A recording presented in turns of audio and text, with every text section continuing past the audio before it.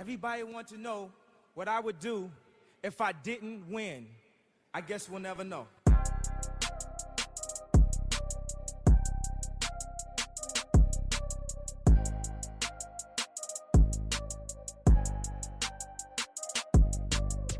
Imagine making a difference. No, imagine being the difference. The difference between I can't and I can, or I won't and I will. The reason someone chooses to wake up and strive for greatness. In life, it can feel like everything is working against you. Let's defy all odds and break generational curses. This is Overstepping Poverty with Daquan and Zacchaeus. Welcome back to Overstepping Poverty, the podcast that provides you with tips, tricks, and hacks in overstepping poverty. My name's Daquan Brooks. I'm here with my co-host Zacchaeus Shaw. How you doing, Zacchaeus? I'm doing good, brother. Good. As always, happy to be back in the studio. Excited for the guest that we have here on today. I know he's going to be able to provide a lot of good information for people, kind of give a different perspective that I don't think we've really been able to have on the podcast. So super excited about that, man. How about you? How's your day? Absolutely. I'm doing good, man. It's another day. I'm alive. I'm not 6 feet under. So there's a lot to celebrate. There's a lot to be happy about. So, yes, sir. And like you said there, we definitely have a very special guest on the podcast today here who's going to bring a lot of value. And for those of you that are listening, you're going to learn a lot in this episode. And there's going to be a lot of things that may make you change the way that you're going to think about life, like in an everyday aspect. So we're happy for that. If the signs are there and they're telling you it's time to change, then it's time to start doing those steps to change. So why don't you go and introduce our special guest today? Yes, so we have the co-owner of Pride Built Homes, brand new TV star, Yes. HGTV, down Home Fab. Today we have Matt Roach. Welcome to the show, Matt. How are you doing? Welcome, guys. Absolutely wonderful. I mean, like Daquan said, any day that we're here is absolutely amazing. So, Thank you, guys. I'm honored to be on your Absolutely. podcast. Yeah, we're excited to have you, man. We are. And actually, I want to get right into this here because we have a lot of questions that we need to go over with you. A lot of questions that I feel like our viewers want answered as well. So the first thing that I want to go over with is, I hear your family is a bunch of entrepreneurs. A lot of them have owned their own business from the ground up, including yourself, going through that process. So I want you to take us through your resume, where you started to where you're at today. It's a long story, but you are right that my family did, in fact, start as entrepreneurs. Yep. So my grandfather, he started an excavation business.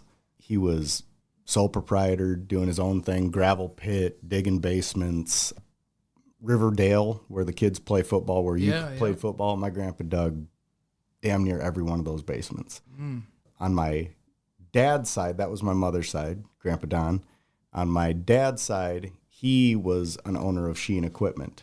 So he did large equipment that, in fact, Don, my other grandpa, was purchasing to use. So I just remember at a very, very young age, 13, 14 years old, watching my parents struggle through years. Like, as a very young child, my dad lost his job at John Morrell during the strike in the 80s. Okay.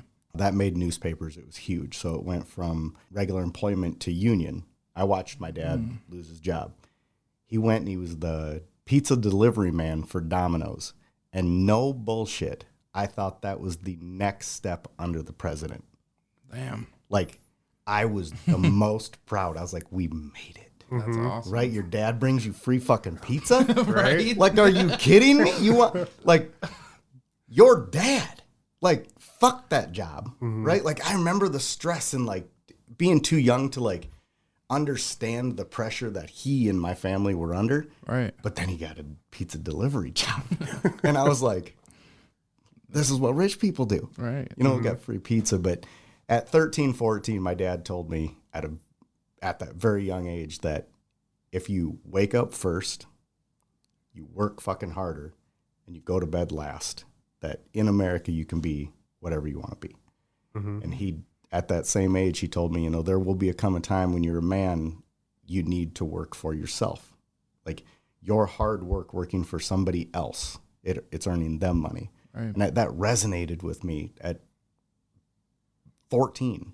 Right. And the moment I went to SDSU, so I I could back up a little here. So high school, college was never an option. We didn't talk about it in our family. It wasn't that they didn't want me to go. It's just, it was never a conversation. So I didn't know that college was an option after high school. It was 10 days before I graduated that a teacher asked me what college I was going to before I ever considered going to college. Damn. It's the first time anyone had ever asked me 10 days before graduation. And you went to Lincoln? I was at Lincoln. Okay. Yep. So it was like rug straight the fuck out from underneath your feet. Cause you're like, damn, we're supposed to go to college. Right. I'm 10 days from walking and it's like, what's college? So Seriously. I'm glad that I did it. I signed up. I went to SDSU. 1 year I did okay. I didn't do great, but I realized real quick that there was nothing behind a desk or a title or a degree that I would do. I needed to work with my hands, and that I jumped straight into working construction. I worked 1 year under a carpet layer, Wayne Donahue, rest in peace. He just passed away. But year 2, I saw how hard I was working. He saw how hard I was working, and we literally partnered. So from 19 years old, I've been self-employed. Wow. Okay. We partnered. I told him, I was like, I'm not going to work for you. I'm not going to work for $16 an hour. In 2000, 1999 to 2000, 16, $17 an hour was a lot. Right. But I saw what we were doing, and I knew, these words that my dad told me when I was 13, 14 resonated. Like, wake up first, bust your fucking ass, Right. go to bed last. I was like, I'm doing this for Wayne. And I had a very honest conversation with him standing outside in a parking lot in a truck. And I was like, it's either I'm a partner or I'm going to do it by myself. Yeah. He's like, you don't know how to do it. And I was like, I'll figure it out. And he knew that I was driven at a very young age. And he's like, then we're partners. You knew you'd do I it. like Yep. it. So we partnered and we worked for 4 years. We split up on good terms. It's just kind of everybody was doing their own thing. Yep. Yep. And then I worked 16 years as a tile and hardwood guy. For 10 years, Dan and myself, Dan is my business partner at Pride Built.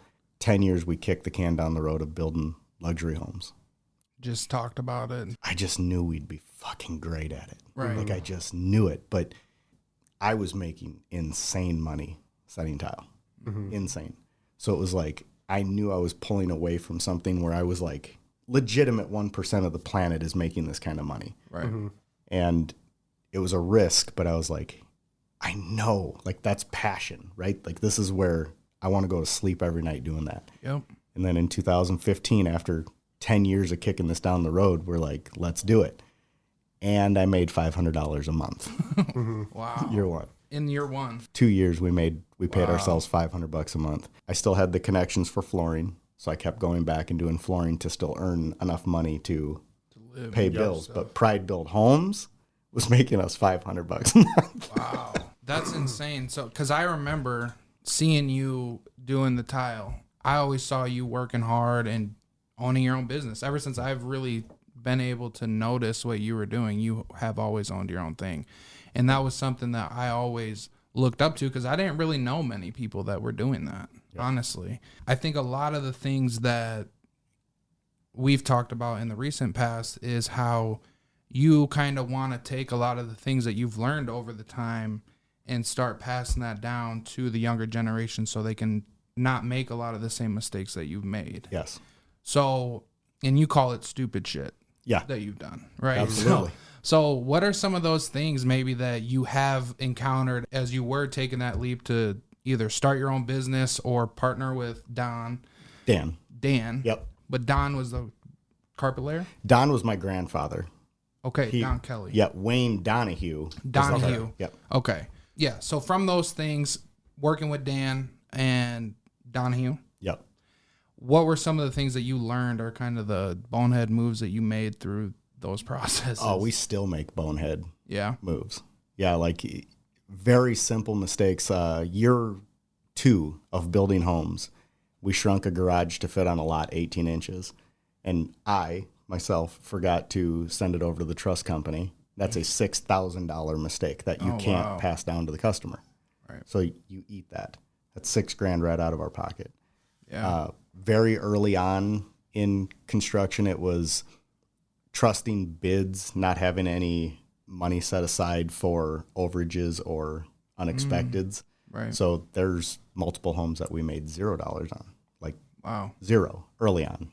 So carpet laying, when I started that, you'd wreck something, but instead of hiding it, I just highlighted it. I'd walk up to the general and be like, I blew the shit out of your base in this room over here, and you're paying for that. Yeah. So one thing the younger generation doesn't understand is it's okay to make mistakes. You can make mistakes, because when you pay for a mistake to be fixed, you don't want to do it again.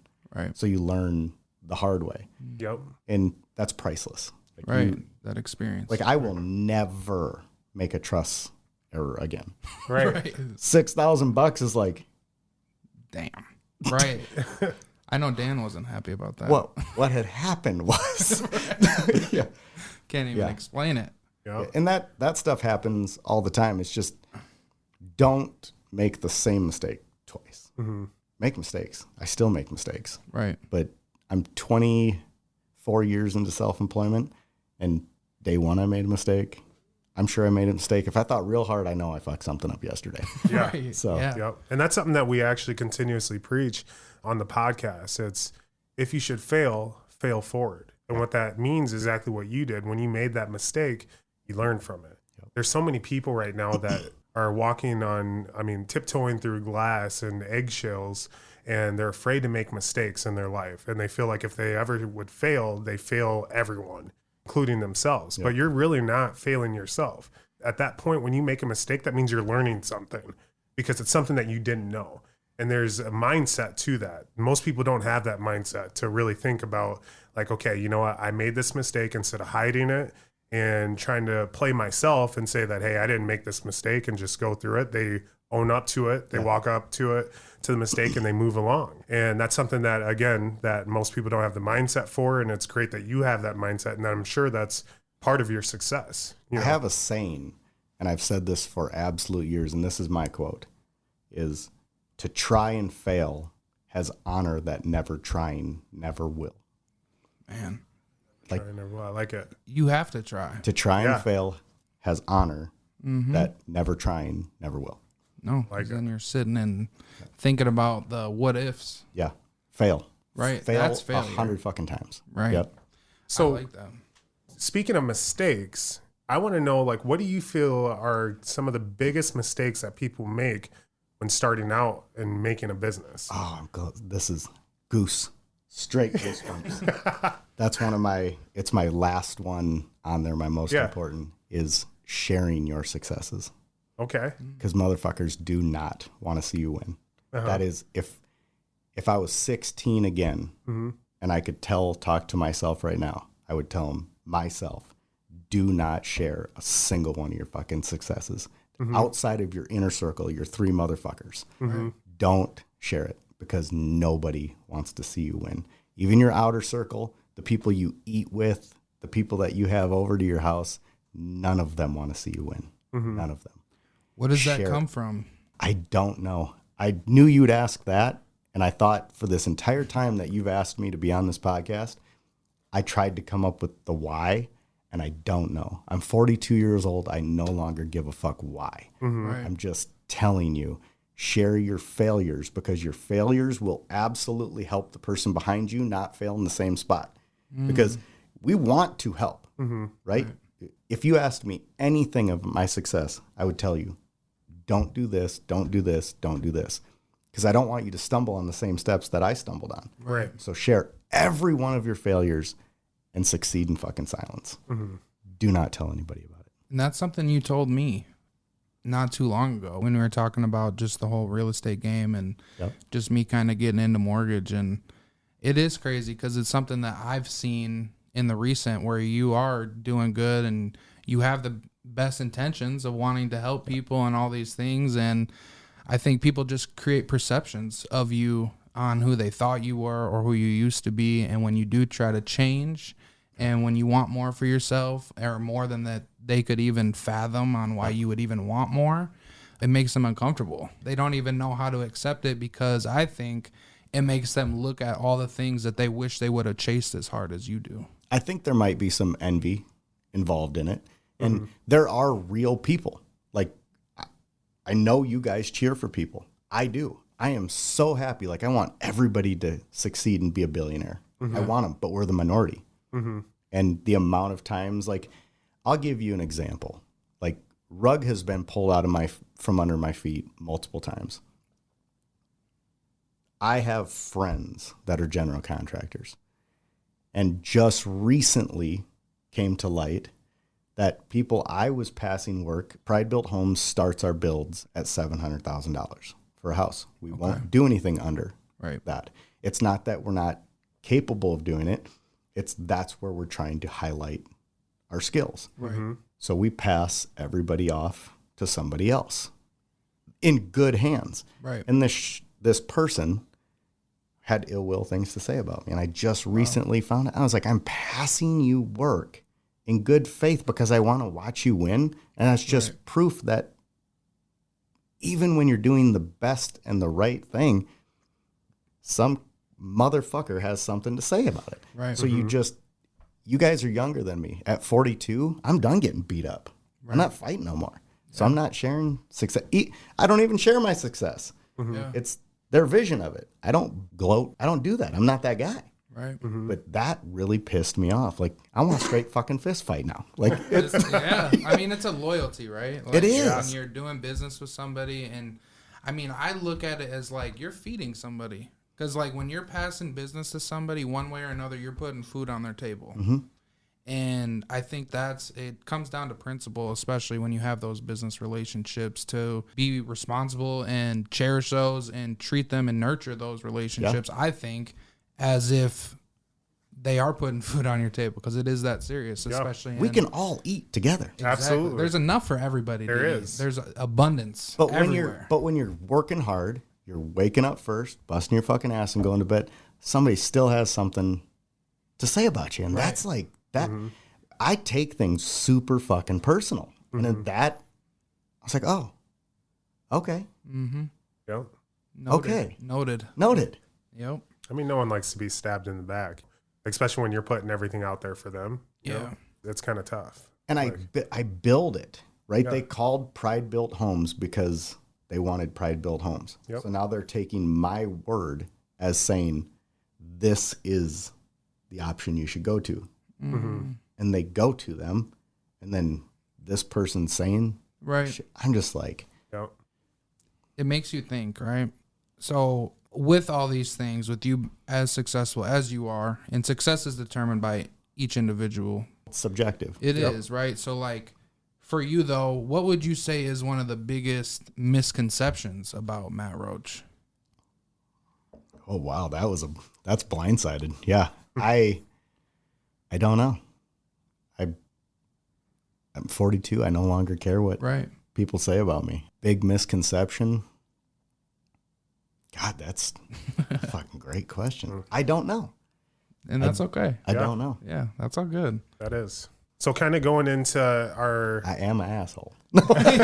He's like, I can't say I'm not. Well, let's talk about that as like a misconception, because there's two types of people in the world that I feel like, in my opinion, there's two types of people. There's people that will be brutally honest with you. Whatever they say, the responder can either take it how it is, or they can get their feelings hurt and take it the wrong way and just move along. And there's other people who will kind of dance around, and they won't be as brutally honest. They don't want to hurt your feelings. They don't want to tell you the truth because it's going to hurt your feelings. Because we live in a world right now where people get their feelings hurt. And when their feelings get hurt, they usually, they'll run to a computer and they'll talk about it there, or they'll use internet or anything like that. So there's two types of people in the world. And when it sounds like for you, you're brutally honest.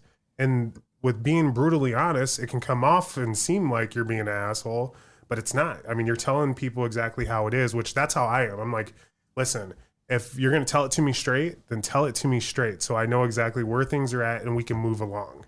I will package it softly. Sure. Right? Like, there is people like Dan, my business partner, is just what his brain thinks is what comes out. And our customers love that. Like, even our customers will say, I'll go to Matt if I want to hear the answer, like a yes, because I will package it in a manner where they'll go to Dan and he'll be like, fuck no. Right? And I'm like, here's why we can't. Right. I think it is about the delivery. Yeah. Right? Like Tact. It is. Like if you ordered something like some food in the mail, or not in the mail, but ordered some pizza. Right. I guess you could order food You in could. the mail. You can order anything in the mail. But anyways, if you ordered some food and they bring you your food and you've been wanting to say Chinese food all day, right? But they get to your door and you open the door and they throw it in your face, you're going to be mad on how they delivered it, right? Even though you got what you wanted. Yeah. You got your fucking Chinese food, though. Right. Now eat it. Yep. So I think it does matter kind of how, and it also is coming down to an understanding of knowing who you're talking to at the same time. Very true. I guess in the construction world, I feel like you kind of talk however you want most of the time. With tact. Because I will say there are people, like, you will get way better, infinite better results by delivering it with tact. You can be brutally honest. Right. And you can be straightforward to the point. You just have to prove the point in tact. Yep. Give a reason. Right? Like basically the story I was telling you about earlier with the excavator. Just have to, no, that's not what I want. And here's why I don't want it. Don't just be a dick and be like, no, you're going to do it my way or the highway. Right. Tact is huge for me too. Yeah. Like you don't have to agree with me. We don't have to agree to be friends. Right. We can just be friends. And I can disagree with you. You can disagree with me. Tact is huge. Yeah, absolutely. On the topic of friends, I want to know, because what we've noticed as we continue to succeed in life, we have noticed that our friend group continues to get smaller. And it's not by choice. It's just, I feel like you outgrow people. A lot of our friends that we have left behind, I mean, technically we haven't left them behind. They just haven't come with us. So my question to you is, do you have the same friends around that you had coming up? If so, how did you maintain those relationships? And if not, then what's it like kind of finding those that new group of people? And he's my family. So I have what I call 3 motherfuckers. These are my anything goes. I can tell them anything. They have my back, right, wrong, indifferent, right? Like these are my 3 motherfuckers. And one of them is a family member, from the beginning. The other 2, I was mid-20s when I found these friends. Yeah. And it was loyalty. Like they are just loyal. And then being just a insane early 20s, like you realize real quick who your friends are and aren't, but you nailed it because, you enter into your 2021 with 15 friends, 30 really good friends. And then you're 30 years old and there's 8 people. You're 40 years old, there's 3. And I still, I'm not going to touch on this podcast, but I have great stories of friendships. Great stories. And you nailed it. I have 3 very close friends. And no, they were not long because they grow out away from you too. Absolutely. Yeah. Like they can outgrow. They have their own like a tree responsibilities, things like that I have really good friends too, really good friends where it's awesome. I won't talk to them for 2 years and we'll pick up the phone and we started right where we ended. Right. There's no conditions. There's no apologies. No expectations. No expectations. They just you, and they are enough. That's the shit I respect. That's the stuff that drives me and my loyalty. I'll move mountains for those people. I like it. I like it. Where does the loyalty come from for you? Because it's something you've touched on a lot. It's huge for me. It's emotional. It's soul. Right. Loyalty to me is make or break. Right. I feel like if you're a fucking snake, I'm done. Yeah, for sure. A snake. It's over. Yeah. So loyalty is huge for me. And I don't think family necessarily equals loyalty either. Sure. I think your friends can be equally just as loyal. Yeah, for sure. But we want to know exactly deep down where that comes from, because for me, it's the same exact way. Loyalty means absolutely everything for me. And that's also because I've had a lot of family members that I felt like have stepped out on me.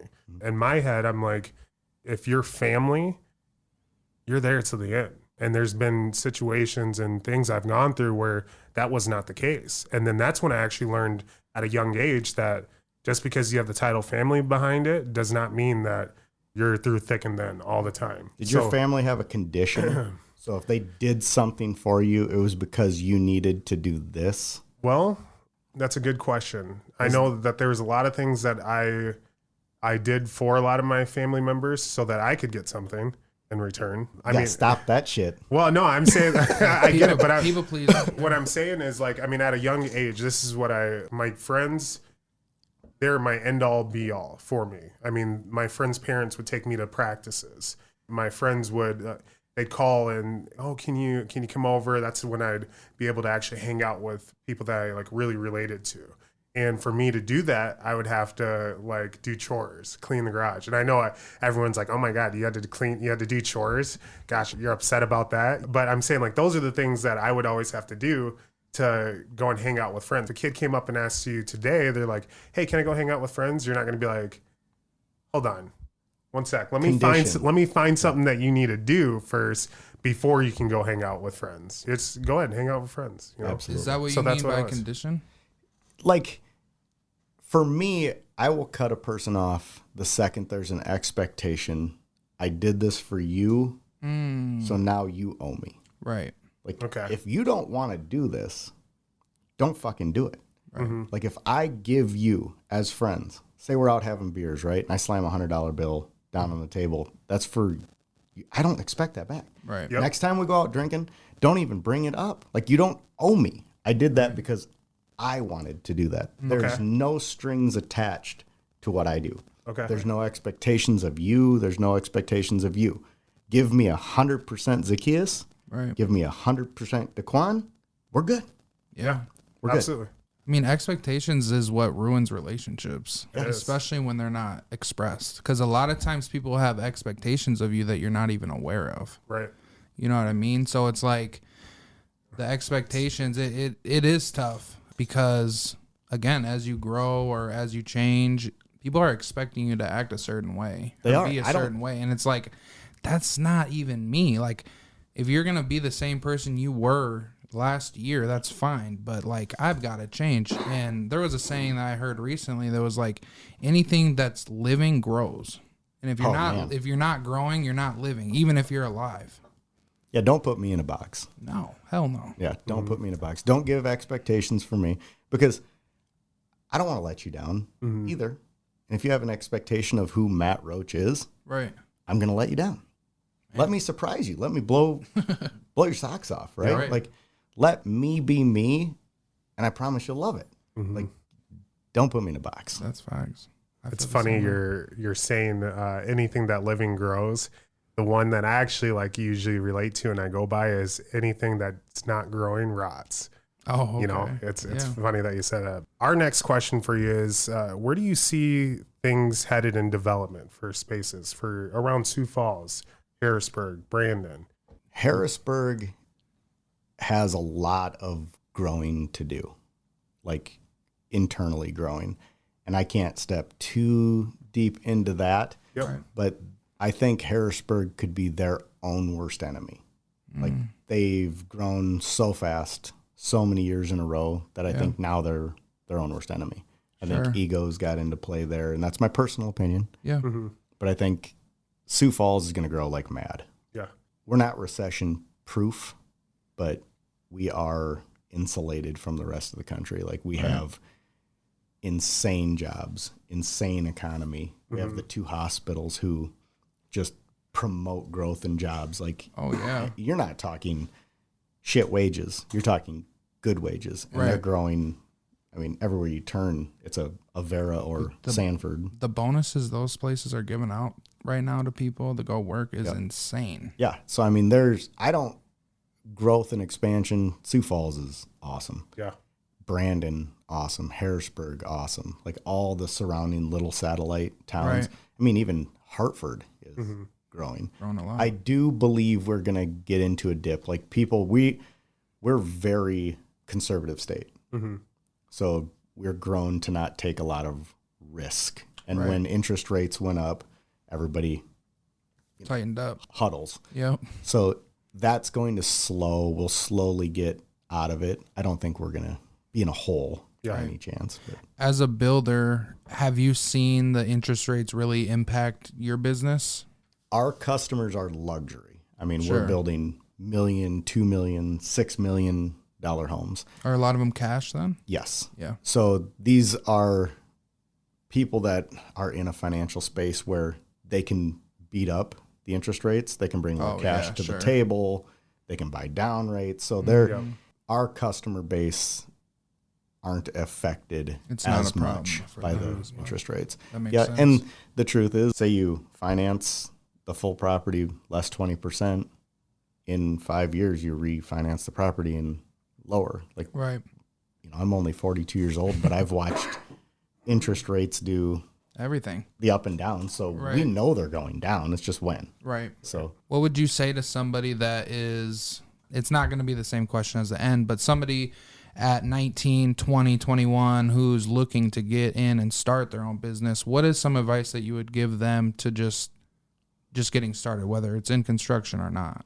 do not put yourself into debt. Only grow at a rate that your company can afford to grow it itself with liquid cash.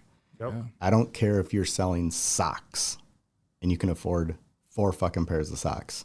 Start with 4 fucking pairs of socks. Because small business is crippled by overhead. Overhead is debt. Debt carries interest. Interest carries a payment that you didn't necessarily know you could afford that month. Yep. Right. So overhead cripples all small business. That's great advice. That is. Only buy in all business. This is not necessarily with home building because we're literally putting hundreds of thousands, if not millions, into a single structure. Right. But if you're starting a small business and you, whatever it is, let's just say socks because we said socks. Yeah. Only buy the socks that you know you can sell. Don't take a risk and buy the socks that might. Right. You're not redeveloping the wheel. The wheel's a fucking wheel. Yeah. And that's huge. If you're also in a business that buys and sells, don't start off your business without doing a buyback deal. A lot of small business owners, What is that?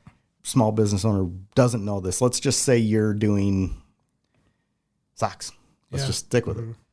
You can call Nike and you can be like, I will buy X, $25,000 worth of socks. If this, and this socks sit on my shelf for 6 months, I want you to buy them back. Right. And the buyback, the trade out deal is they'll do that. But if they're going to take back $20,000 in socks, your agreement is that you're going to buy $40,000 On the in next. good.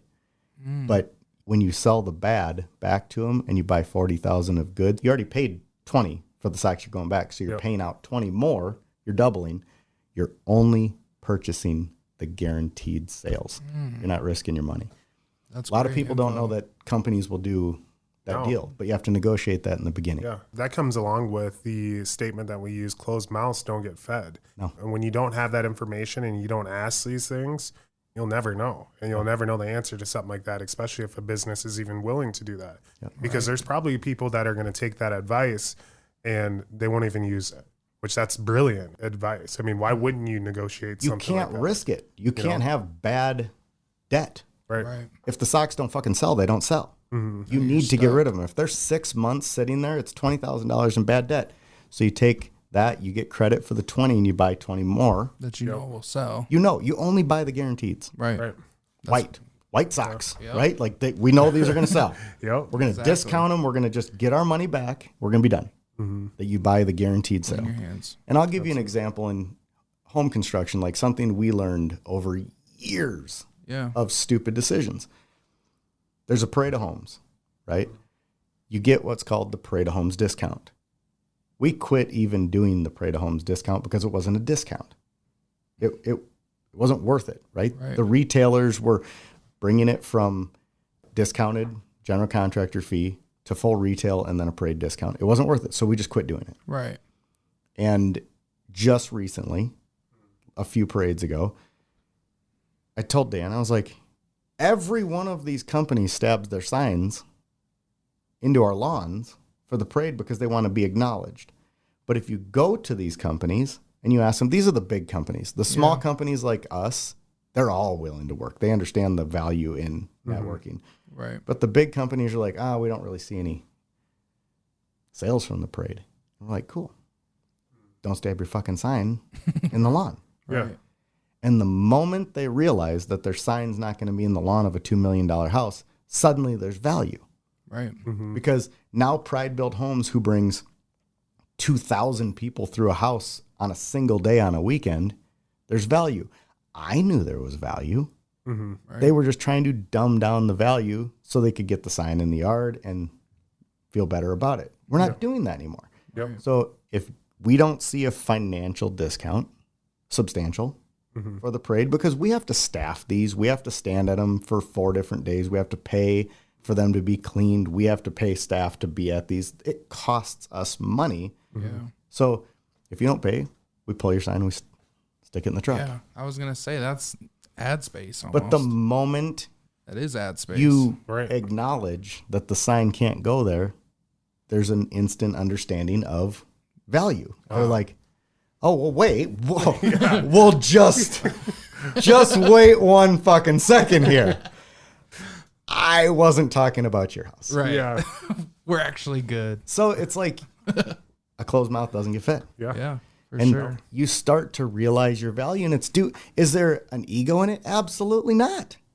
It's just, why the fuck am I advertising for you if you're not reciprocating the relationship and relationship loyalty? Yep. It's huge. Like, fuck, you can't just take. You can't just fucking take all the time. Yep. Yeah. I was just going to say it has to be an equal give and take. It for a has to. You relationship have to be feel good about it. successful. Absolutely. Oh, that's great info. I love Now, as you've gotten older, how's your perspective on business changed? I know you said that you started business as a 19-year-old and now you're 42. What has that perspective like really changed? Nothing. No? Nothing. Every day you wake up knowing that if you don't show up, you don't get fucking paid. Okay. Yeah. Like being self-employed is not for everybody. Right. It's terrifying. It's terrifying. Right. Because you also employ people, and now you're their reason to pay their bills.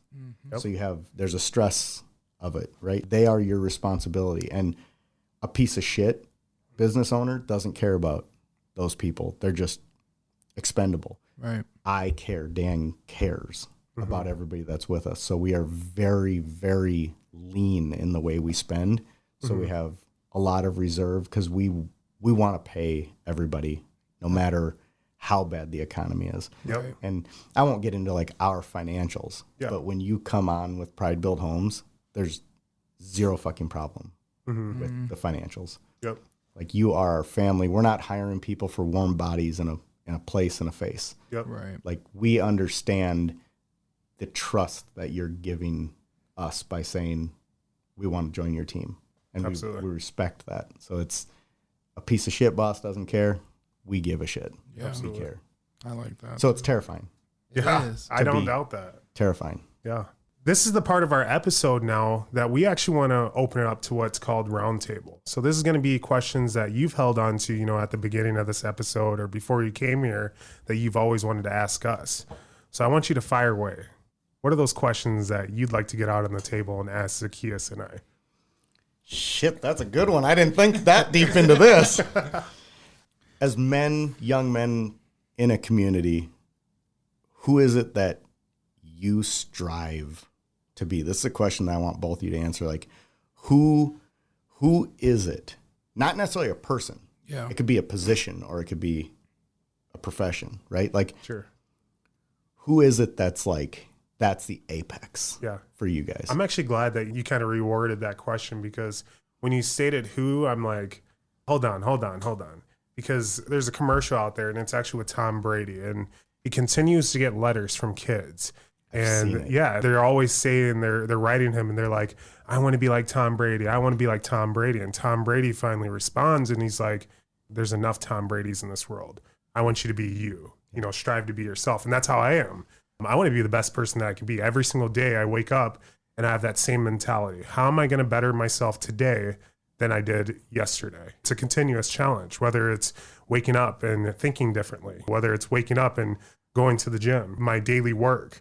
Not a lot of people see, but I put a lot of stress on myself to be a better person for myself, because I know if I'm going to be better, then everyone around me is going to end up being better as well. So like what I truly want to, I see myself being is I want to be a voice for people, exactly like we're doing right now.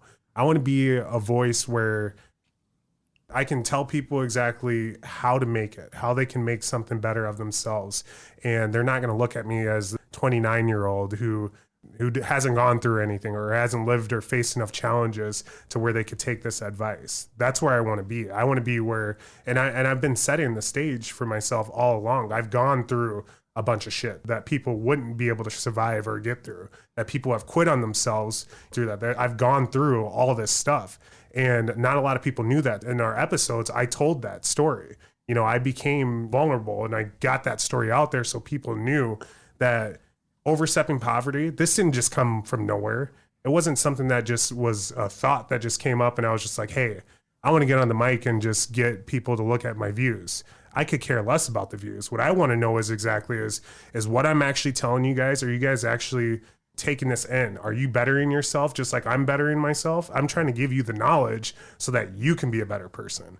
Who cares about me? I already know this stuff. I've already been through this stuff. I want to see you be better. So that's what I want to be. For me, I want to be the connector. I want to be that guy that people go to because they know they're going to get the answer, or they know I'm going to be able to help them, point them in the right direction. You know what I mean? And I think that, and it came from the book, The Go-Giver, where this guy in a sales position can't meet his quota the last few quarters or whatever.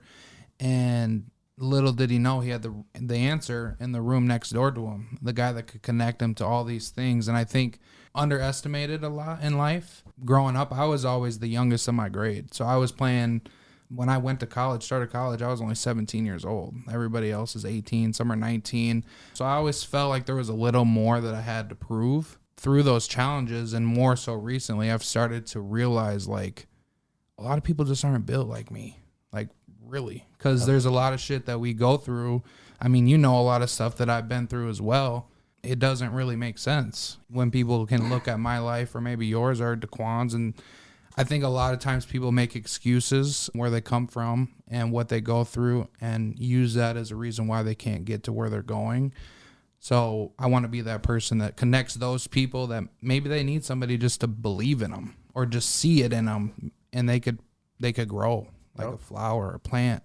And then at the end of the day, people are looking back and like, damn, like he left a legacy. Yep. And he affected a ton of people. And I hope that just kind of trickles down into my family. I have the same thing as I always want to be something. I want to be part of something larger than me. Yeah. Yep.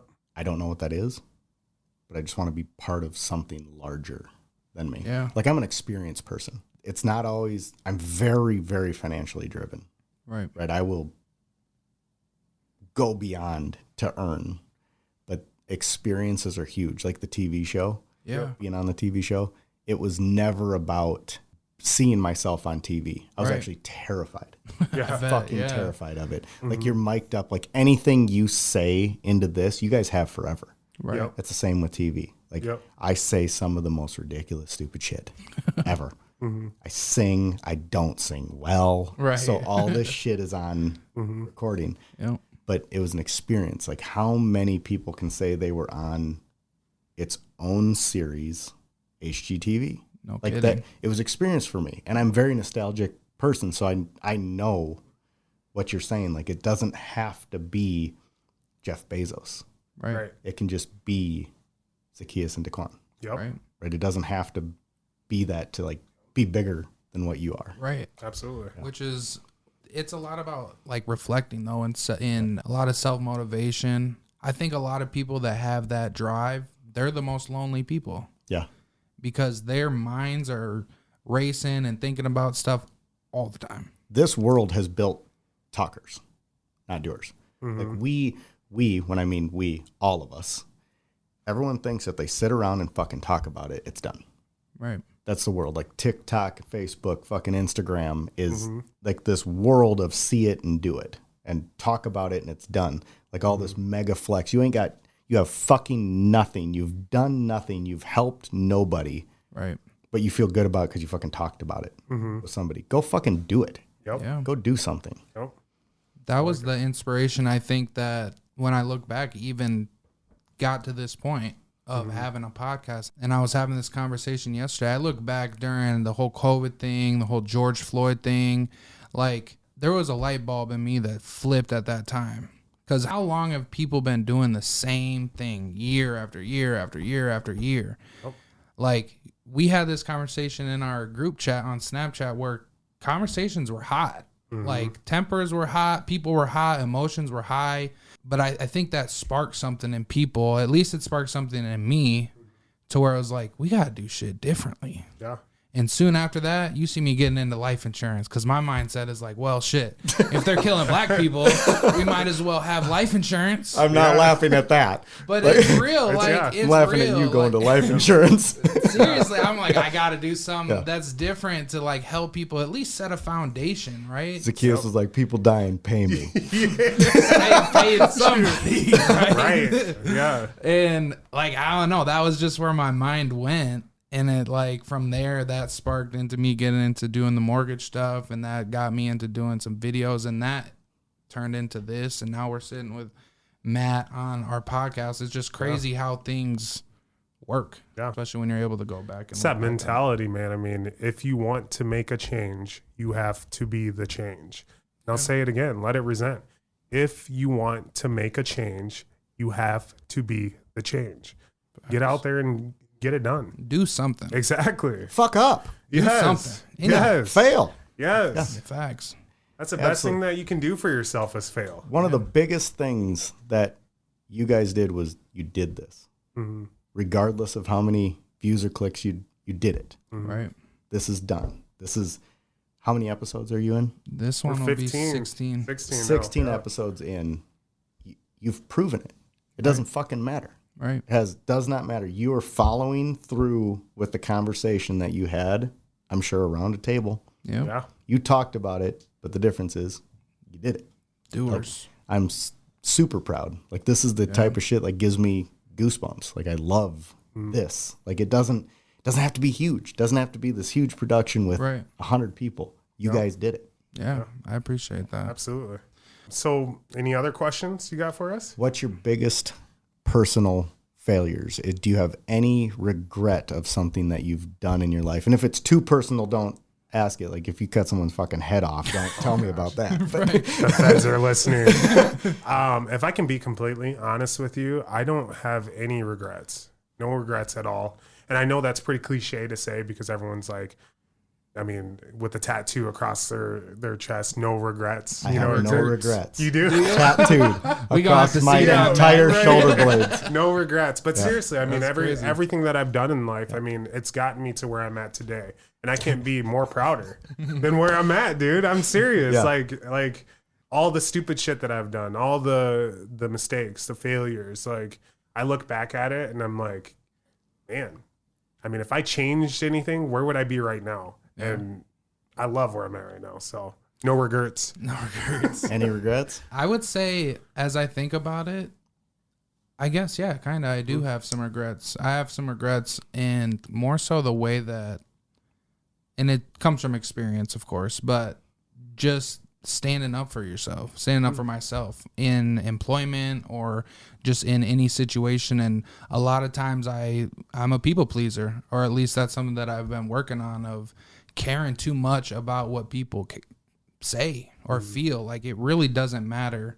Everybody's living their own lives. So if I could go back and change anything, it would be just kind of not care about other people's opinions. Like it. So I have no regrets, literally tattooed on me. But I do have regret Okay. that I gave energy to people that didn't deserve my energy. Yep. But to speak to what you said, everything that did happen in my life brought me to sit at this chair today. Yep. So I am happy that all the bumps and hiccups that I've had, but I did give love and energy to people that did not deserve it from me. Yeah. So if I have a regret, is not being able to see the people that I've given that too, because I can't get any of that back. Right. And I want to piggyback off of that actually, because there's a 15, 16-year-old you sitting there and they probably want to know exactly what they would change or what you could have changed at that point in time. So I wanted you to give us 5 tips, tricks, and hacks that you would give your 15-year-old self to be successful today. So mine, I have them here. My 16-year-old self, I would tell myself, can I just run Go through them? for it. Mine are take financial risks. For me, it's you think the money in your bank account is the most important, and that comes to seeing what other people have. So you value things different when you're 16, 17, even growing up, 21. Like I would take financial risks, big financial risks. 2 is don't follow what others have already done. Blaze your own path. Trailblazers. Do not follow it. People get so stuck in this worked, this worked, this worked, this worked. But the people that truly succeed did it different. Yeah. Absolutely. The outcome can be the same, but just do it your way. Don't do it their way, do it your way. So for me, that was huge for the loyalty and like the soul. Like I'm a very spiritual person when it comes to like I got goosebumps like 11 fucking times on this podcast already. But yeah, blaze your own path. Networking. And when I say network, find your 3 motherfuckers. And this is like super cliche, but somebody, the 3 that would bury a body with you. Yep. Right. Like people that there is no question, 3 a.m. if the call happens of anything. I'm having a child, that they're there. Right. Yeah. Right? Just find yourself 3 motherfuckers, because mine changed my world. When I finally realized that these guys are people that I can lean on, Yeah. like I felt really comfortable. Like a lot of weight was off my shoulders. So Wow. find those 3. Speak your mind. Don't hold back. Like you said, don't give energy to people that don't deserve your energy, but speak your mind. Don't become complacent because you're in a job that makes $100,000 a year and the person above you is making your life living hell. Speak your mind. Right. Yep. Like, don't get run the fuck over. My last one is don't share your successes. Share your failures. So for me, it's if I could stand in front of 16-year-old Matt, I'd say don't tell, don't share, move silently and quietly and share all your failures. Yeah. with Absolutely. everybody. People love when you fail. They love it. They love it. That's when and they just show be the most support. and be their failure, Right. because you won't be a topic of their conversations when you're failing. When you're winning, when they're jealous of you, like, Right. it's ugly. Like I'm 42, you guys are not even 30. Right. It's so much uglier. Like when the people that you've put all this trust and love into just stab you in the back. It's horrible. So. Yeah. What would you say when you think of overstepping poverty? What comes to mind? What does that mean? Poverty for me, I was never in what stereotypically you'd think poverty is, right? My family was not rich growing up. I had mother, father.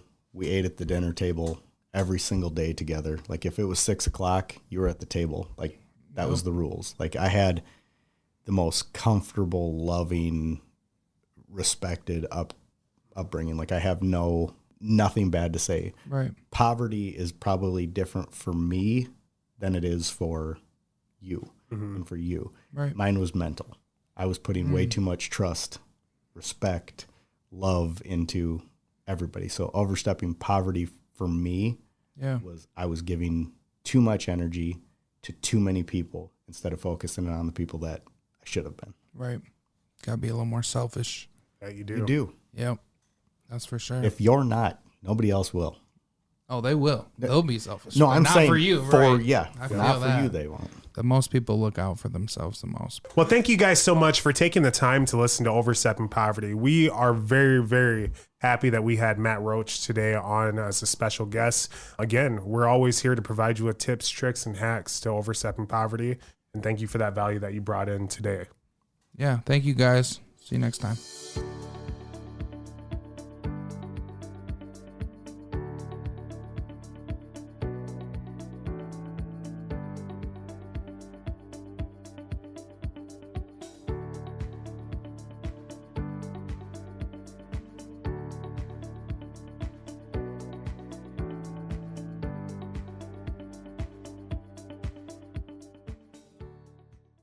Thanks for tuning in to another episode of Overstepping Poverty. We hope you found this week's discussion informative and thought-provoking. We know that tackling poverty is a complex issue, but by working together and understanding the root causes, we can make progress towards creating a more equitable society. If you enjoyed this episode, please share it with your friends and family, and don't forget to subscribe to our show. Until next time, let's take the next steps in Overstepping Poverty.